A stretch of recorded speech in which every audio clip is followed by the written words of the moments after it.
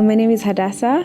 I am 24. I'm a lawyer by profession. I enjoy what I do. I do some amount of legal work, some amount of admin work. And it's funny how my journey in my career started in the legal department, and I've walked away from law, and somehow I ended up doing what I love, which is supporting people.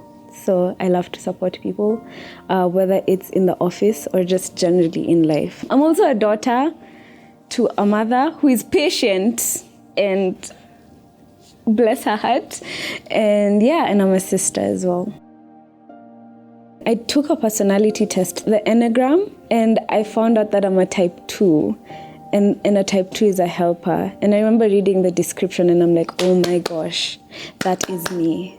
And for a really long time, I wasn't satisfied being just that, because I hung out, like my friends, I have been blessed to have friends who are really, really good at what they do, and they're techie and they're smart, and they are just like super inspirational people. Those people who just, those weird like coders and physicists, those people.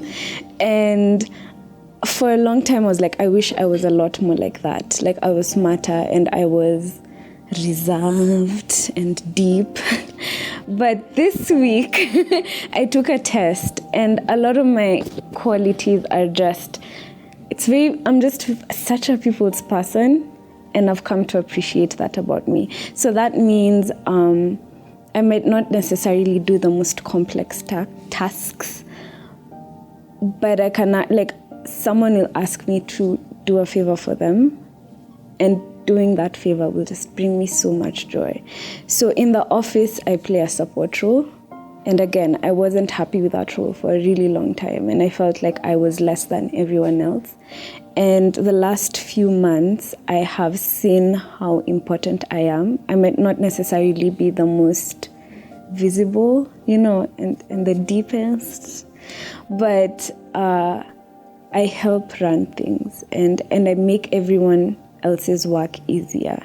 And I've learned that it's okay to be that person who helps other people achieve what they want. The quality that I see in people that I wish I had for myself, which I lack, and which my mother has, oh my goodness, is calmness and peace.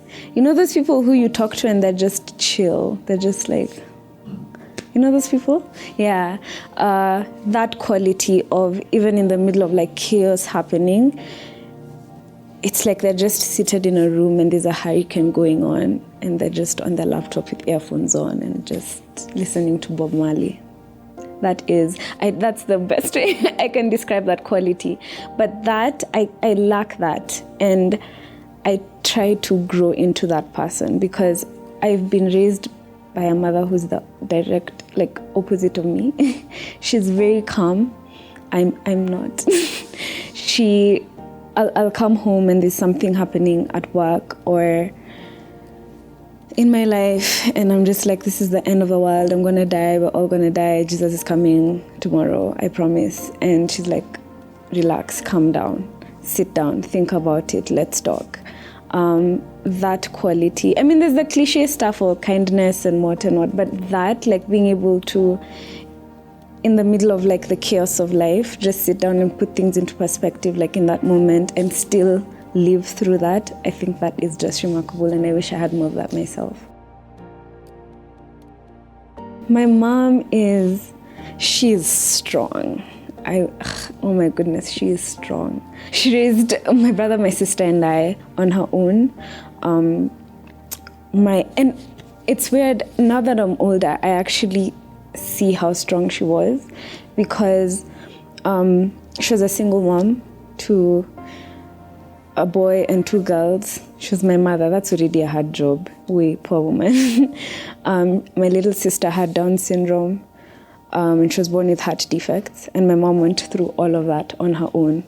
And right now, I go to work and I have to deal with office politics. I have to deal with just general life drama, boy drama, friend drama, and just like the issues that come with life, and most of the time I feel like I'm drowning.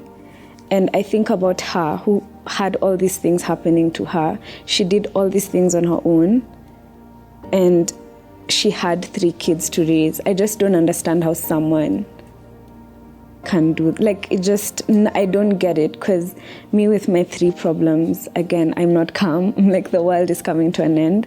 So for her to take all of that and still be who she is today, she's not bitter. She's actually one of the happiest people I know.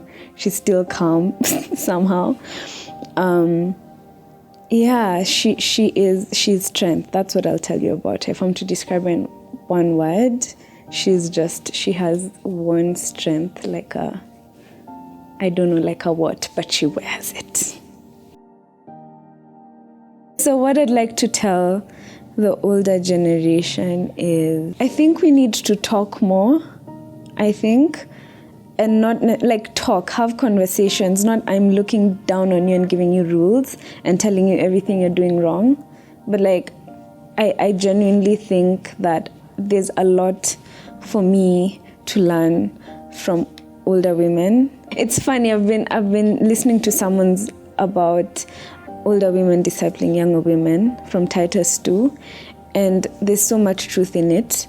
But I think we go about it all wrong, because older women sort of look down on you, and it's just, this is everything you're doing wrong, and you're 24, you should. When I was 24, I had my 3rd child and bought. But I think we should have more conversations, because there's so much to learn from them, you know, because the thing with life is, it's like being given a job you have no experience of, but they have that experience, they've been through it. So it can only go right if we talk, you know, and it's not necessarily giving me advice, it's just, this was my experience.